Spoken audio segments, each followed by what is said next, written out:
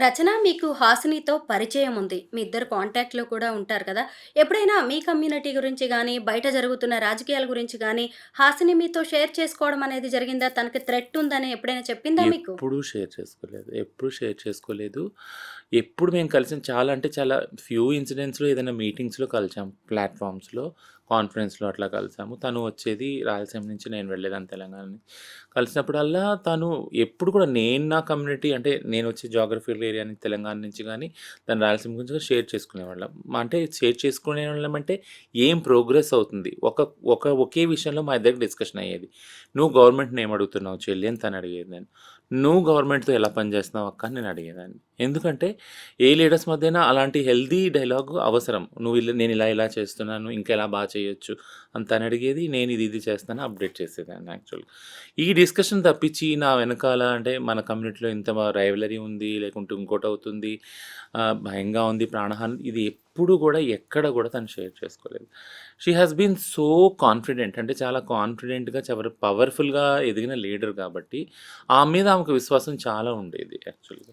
హిజ్రాల నాయకురాలు అంటున్నారు. దాదాపు 10,000 మంది ట్రాన్స్‌జెండర్స్‌కి ఈమె లీడర్‌గా ఉంది అంటున్నారు. అంటే ఏం చేస్తూ ఉంటుంది తిను?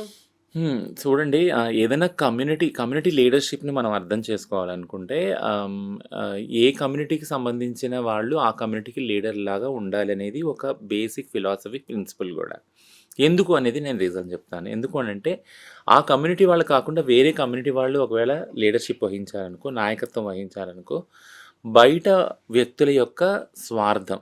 వాళ్ళు ఏదో ఒక స్వార్థంతోటి ఏదో ఒకటి ఆశించి అక్కడికొస్తారు. దాంతో వాళ్ళ అవసరాలు తీరుతాయి గానీ, ఈ కమ్యూనిటీ అవసరాలు తీరవు. ఎందుకు చెప్తున్నానంటే, కమ్యూనిటీ అన్నదానికి అర్థం అది. హిజ్రా కమ్యూనిటీ ఉందనంటే, అందులోనే లీడర్స్‌ని ఎంచుకొని పైకి రావటం అనేది అది న్యాచురల్‌గా జరిగింది అది ప్రాసెస్. హాసిని గూడా అలాగే ఎమర్జ్ అయింది. అంతమంది మీరంటున్నట్టు 10,000 మంది, 20,000 మంది ఆమెని ఎన్నుకున్నారు లీడర్‌గా. మా నాయకురాలని ఎన్నుకున్నారు యాక్చువల్‌గా. ఎన్నుకొని ఆ లీడర్‌షిప్ తోటి పైకొచ్చిందామె.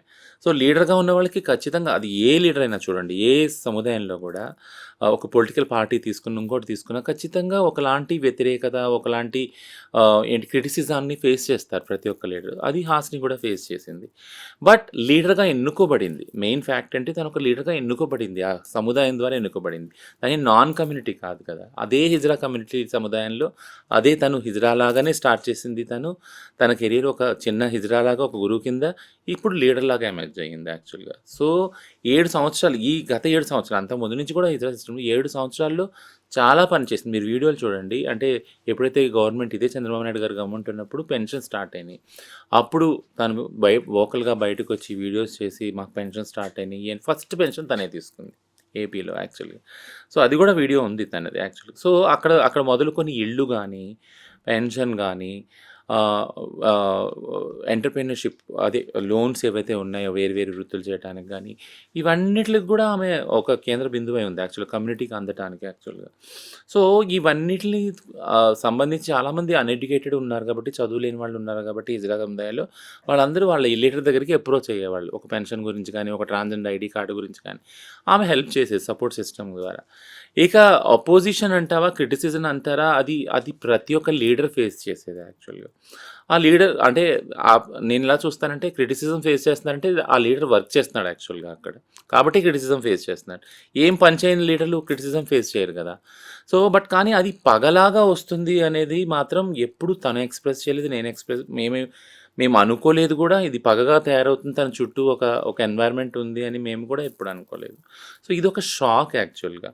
షాక్ ప్లస్ ఒక మెసేజ్ ఏంటి అనంటే, సో, ఇప్పుడు లీడర్‌షిప్ పొజిషన్‌లో ఉన్న వాళ్ళందరికీ కూడా ఈ రిస్క్ ఉంది. ఎవరైతే లీడర్స్‌గా ఉన్నారో, ఎవరైతే కమ్యూనిటీ గురించి పనిచేస్తున్నారో అందరికీ రిస్క్ ఉంది యాక్చువల్‌గా. యాహ్! ప్రవల్లిక, దీపికా బోనం, షీల, ఇప్పుడు హాసిని. నేను మీ కమ్యూనిటీని దగ్గరగా గమనిస్తున్న ఈ కొద్ది రోజుల్లో, కొద్ది కాలంలోనే ఇంతమంది ట్రాన్స్‌జెండర్స్ హత్యలకు గురయ్యారు. ఒక్కొక్కళ్ళకి ఒక్కో రకమైన రీజన్ ఉంది ఈ మర్డర్స్ వెనక. ముందుగా మనం ఈ షీలా గురించి మాట్లాడుకుందాం. షీల సెక్స్ వర్క్ కోసం వెళ్ళి హత్యకు గురైంది. ఇదే హైదరాబాద్‌లో. అసలు మీ కమ్యూనిటీ వాళ్ళు సెక్స్ వర్క్ ఎందుకు చేస్తారు? నిజం మాట్లాడుకోవాలి అంటే మీరు, నేను పెద్దగా మీరు సెక్స్‌కి పనికిరారు. అక్కడికి వెళ్ళిన తర్వాత బుక్ చేసుకున్న వాళ్ళు డిసప్పాయింట్ అవ్వడమో, ఇంకేవైనా కారణాలో అవి హత్యలకు దారి తీస్తున్నాయి. ఇప్పటికైనా ఇందులో ఉన్న వాళ్ళని మీరు ఆ పని వద్దు, వదిలేయండి అని మీరేమన్నా చెప్పే అవకాశం ఉందా? కౌన్సెలింగ్ ఇచ్చే ఛాన్స్ ఉందంటారా? అంటే ఒక విషయం క్లారిటీ అంటే షీల సెక్స్ వర్క్‌కెళ్ళి అవ్వలేదు మర్డరు. ఉదయమే భిక్షాటనకెళ్ళింది. హ్మ్. అక్కడి నుంచి తీసుకొని వెళ్లారు. యాక్చువల్లీ కిడ్నాప్ అయింది తను. తను సో, సెక్స్ వర్క్ కోసం వెళ్ళింది ప్రవల్లిక 2015లో. ఓకే. ఆ హాట్‌స్పాట్‌లో ఒక గ్యాంగ్ తోటి హ్మ్. తీసుకొని వెళ్ళి మర్డర్ చేశారు యాక్చువల్‌గా. రెండిట్లో హింస ఉంది ఇప్పుడు. యెస్. అంటే ఒక పాయింట్ ఆఫ్ టైమ్‌లో సెక్స్ వర్క్‌లో ఉన్న వాళ్ళని ఎక్కువగా టార్గెట్ చేసేవాళ్ళు. ఎందుకంటే వితిన్ కమ్యూనిటీలో కూడా సెక్స్ వర్క్ చేసిన వాళ్ళకి ఏమైనా ప్రాబ్లమ్ వచ్చినా పట్టించుకోరు. ఎందుకంటే కమ్యూనిటీ ఏమంటారంటే మీరు ఆ పని చేస్తున్నారు కదా! చెడ్డ పని చేస్తున్నారు. మేము మిమ్మల్ని పట్టించుకోము. కానీ ఇప్పుడు 2022లో సుప్రీం కోర్టే చెప్పింది. సెక్స్ వర్క్‌ని ఒక ప్రొఫెషన్‌గా గుర్తించండి అని. అందులో ఉన్న బాధలు వీటన్నీ చూసి సుప్రీం కోర్టే జడ్జిమెంట్ ఇచ్చింది యాక్చువల్‌గా. సో, అది పక్కన పెడితే భిక్షాటనలోకెళ్తున్న షీలాని తీసుకొనెళ్ళి మర్డర్ చేశారు. క్రూయల్‌గా మర్డర్ చేశారు. మనం దాని గురించి కూడా మాట్లాడుకున్నాం. థింగ్ ఏంటంటే ఒకటి ఎప్పుడు కూడా గవర్నమెంట్స్ మేము చెప్పేది ఏంటనంటే సేఫ్టీ, సెక్యూరిటీ ఏదైతే హిజ్రా ట్రాన్స్ కమ్యూనిటీకి ఉందో దీనికి సంబంధించి మీరు ఏమి స్టెప్స్ తీసుకున్నారు యాక్చువల్‌గా? ఇప్పుడు అంటే ఒకళ్ళు చనిపోయేంత వరకు వచ్చిందంటే అది అనేది లాస్ట్ స్టెప్ మన కళ్ళకు కనిపించేది. దాని వెనక ఎంతో వయలెన్స్ అయ్యాక అట్ ద ఎండ్ వాళ్ళు చంపడానికి చంపుతున్నారు యాక్చువల్‌గా. షీలా విషయంలో కూడా నేను చెప్పాను. 8 నెలలు, ఒక సంవత్సరం నుంచి కూడా మా వాళ్ళని పట్టుకొని దొరికినోళ్ళు దొరికిన చోట బ్లేడ్‌లతోటి, కత్తులతోటి బెదిరించి, కోసి మొబైల్సు, గూగుల్ పే, ఫోన్‌పేల ద్వారా ట్రాన్స్‌ఫర్ చేసుకోవటం, ఉన్న డబ్బులన్నీ, బంగారం ఇవన్నీ చేస్తున్నారు. ఆ హింస అన్నీ. బట్ అది రిపోర్ట్ చేసినా కానీ అది రిపోర్ట్‌గా ఇదవ్వలేదు. దాన్ని సీరియస్‌గా తీసుకోలేదు. బట్ ఎప్పుడైతే ఇలాంటి క్రైమ్ సీరియస్‌గా తీసుకోలేదో బాడీలీ హార్మ్ జరుగుతుంది కదా! బాడీని రక్తసిక్తం చేస్తున్నారు. అట్లాంటి దాన్ని సీరియస్‌గా తీసుకున్నప్పుడు ప్రాణం తీసేంత వరకు అది దారి తీసింది యాక్చువల్‌గా. సో, ఇప్పుడు మీరన్నట్టు 'దీపిక' గాని, 'ప్రవల్లిక' గాని, 'హంస' అని ఇలాంటి చాలామంది మర్డర్స్ ఏవైతే ఉన్నాయో, సెల్ఫ్ హార్మింగ్స్ ఏదైతే ఉన్నాయో, ఇవన్నీ సేఫ్టీ మెజర్స్ తీసుకోకపోవటం వల్ల గవర్నమెంటు ట్రాన్స్‌జెండర్ వాళ్ళకి ఇవి వస్తున్నాయి యాక్చువల్‌గా. 2020లో national crime records bureau NCRB data ప్రకారము యూ వోంట్ బిలీవ్ ఇంత క్రైమ్ జరుగుతుంది కదా! ట్రాన్స్‌జెండర్ వాళ్ళు పట్ల జరిగిన క్రైమ్ రేషియో ఎంతో తెలుసా మీకు? 0.006. అది ఈవెన్ 1 కూడా కాదు. 0.006. ఎంత తక్కువ యాక్చువల్‌గా. అంటే ఇన్ని లక్షల జనాభా ఉన్న భారతదేశంలో అంత మాత్రమే క్రైమ్ జరుగుతుంది వాళ్ళతోనే. అంటే మనం కానీ డైలీ వింటున్నాం క్రైమ్ జరుగుతుంది, ఇక్కడ జరుగుతుంది, అక్కడ జరుగుతుంది అని. సో, ఏంటినంటే డేటా జనరేట్ అవ్వట్లేదు. డేటా జనరేట్లు అవ్వట్లేదంటే దీన్ని ఒక అనాలిసిస్ చేసినప్పుడు డేటా జనరేట్ అవ్వట్లేదు. ఎందుకు అవ్వట్లేదు?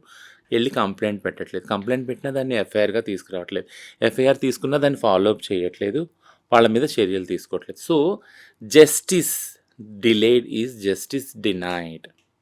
ఎప్పుడైతే న్యాయం చెయ్యరో ఆ సముదాయానికి అన్యాయం చేయటమే దాన్ని అంటారనమాట.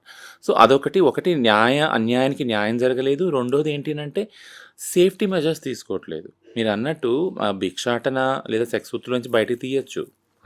అడగాలి కూడా గవర్నమెంట్‌ని. అడిగినప్పుడు బేసిక్ అమ్యూనిటీస్ ఉన్నాయి కదా! ఫుడ్ గానీ, షెల్టర్ గానీ అవన్నీ ఫస్ట్ క్రియేట్ చేసినప్పుడు ఆ స్పేస్ ఆటోమేటిక్‌గా అక్కడ వెకేట్ చేసి ఇక్కడికొచ్చేస్తారు. ఎవరికి కూడా మీరన్నట్టు మనం ఇంతకుముందు మాట్లాడుకున్నాం. ఎవరు కూడా ట్రాన్సిషన్ అయిన వాళ్ళకి ఎవరు కూడా నేనెళ్ళి నా బుళ్ళమ్ముకోవాలి అని అసలు ఇదే ఉండదు. చాలా యావగింపుగా ఉంటదసల. నేను ఎళ్ళటం ఏంటి అని. అడుక్కోవటం కూడా ఒకళ్ళ ముందు చేయి చాచి అడుక్కోవడం ఏంటి? హ్మ్. ఆత్మాభిమానం అమ్ముకొని, చంపుకొని అనేదే ఉంటది మాకు గూడా. అడగకూడదనే ఉంటుంది.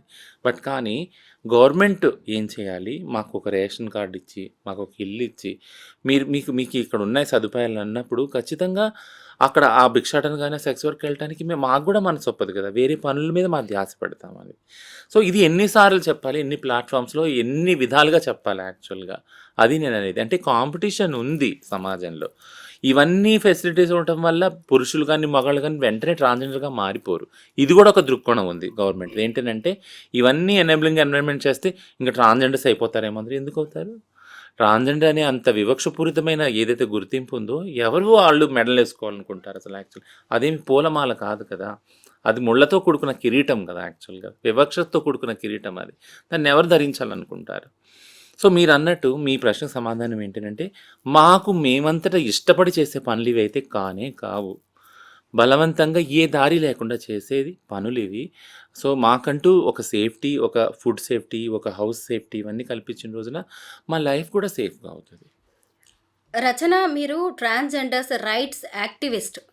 అంటే హిజ్రాల హక్కుల కోసం మీరు పోరాడుతున్నారు. కేంద్ర, రాష్ట్ర ప్రభుత్వాలతో కలిసి మీరు పనిచేస్తున్నారు. సో, మీరిప్పుడు ఒక ప్రశ్నకు సమాధానం చెప్పాల్సిందే. ఏంటంటే, ఈ మధ్య కాలంలో లాస్ట్ వీక్ హైదరాబాద్‌లో జరుగుతున్న ఒక గృహప్రవేశంలో కొంతమంది వెళ్ళి, 7గురు హిజ్రాలు వెళ్ళి నానా హంగామా చేశారు. అక్కడ పూజ జరుగుతుంటే బట్టలు విప్పి అందులో వేశారు. నోటికొచ్చినట్టు మాట్లాడారు, శపించారు, ఇష్టం వచ్చినట్టుగా బిహేవ్ చేశారు. వాళ్ళు పోలీసులకి కాల్ చేయడంతో అరెస్ట్ చేశారు. వాళ్ళ ఫోటోస్ గూడా పబ్లిష్ అయ్యాయి. బట్ ఈ కమ్యూనిటీని మీరెలా దారిలో పెడతారు? ఇలా తప్పు దారిలో వెళ్ళి కమ్యూనిటీ మొత్తానికి కూడా బ్యాడ్ నేమ్ తీసుకొస్తున్నారు. బట్ ఏం చేస్తే మంచిదంటారు ఇలాంటివి ఇకపై జరగకుండా? ఎందుకంటే మీకు తెలిసిందే, నేను చెప్పడం కాదు. ట్రైన్‌లలో కావచ్చు, తర్వాత రోడ్ల మీద కార్లు ఆపి ఎంతమంది ఆహ్, డబ్బులు లాక్కోవడానికి ప్రయత్నిస్తున్నారు. షాపుల దగ్గరికి వెళ్ళి ఇష్టం వచ్చినట్టుగా బిహేవ్ చేస్తున్నారు. ఈ ట్రాన్స్‌జెండర్స్ కమ్యూనిటీ. వీళ్ళని మీరు ఎలా దారిలో పెట్టే అవకాశం ఉంది? మీరు ప్రభుత్వం నుంచి ఏం కోరుతున్నారు? అంటే వితిన్ కమ్యూనిటీ దీని గురించి